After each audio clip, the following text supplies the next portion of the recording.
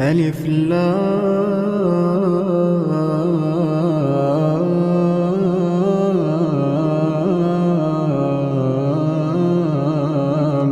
ميم.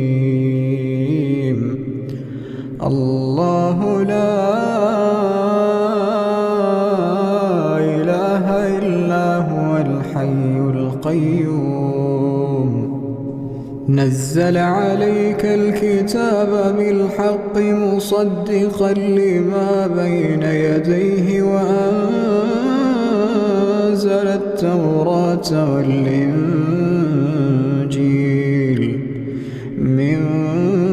قبل هدى للناس وأنزل الفرقان إن الذين كفروا بآيات الله لهم عذاب